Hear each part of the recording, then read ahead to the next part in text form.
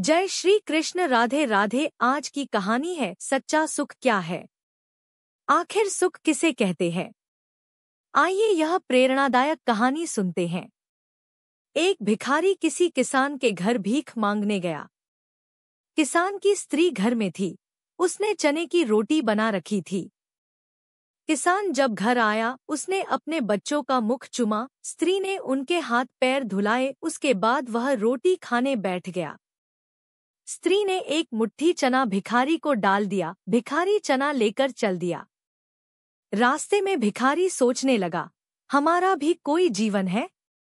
दिन भर कुत्ते की तरह मांगते फिरते हैं, फिर स्वयं बनाना पड़ता है।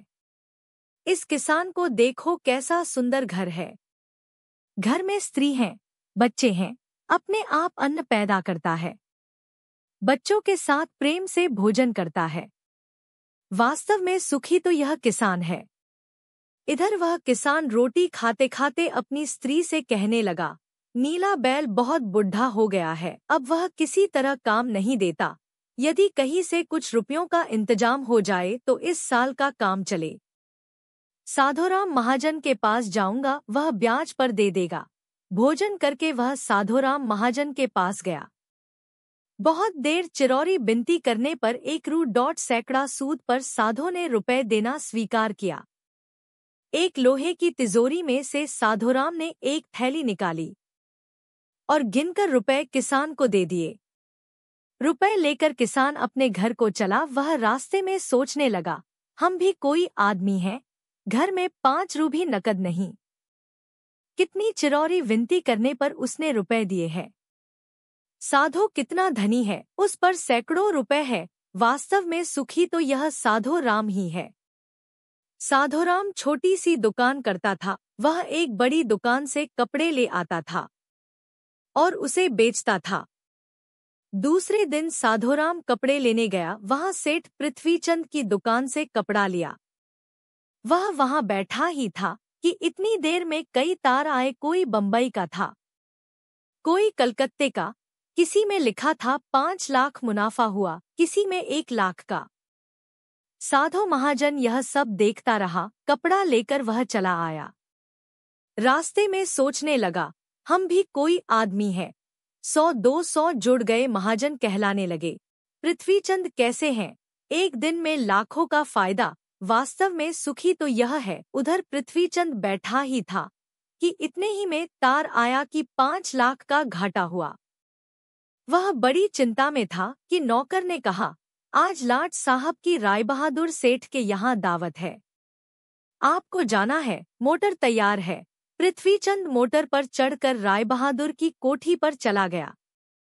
वहां सोने चांदी की कुर्सियां पड़ी थी। रायबहादुर जी से कलेक्टर कमिश्नर हाथ मिला रहे थे। बड़े बड़े सेठ खड़े थे। वहां पृथ्वीचंद सेठ को कौन पूछता, वे भी एक कुर्सी पर जाकर बैठ गया। लाट साहब आए, राय बहादुर से हाथ मिलाया, उनके साथ चाय पी और चले गए।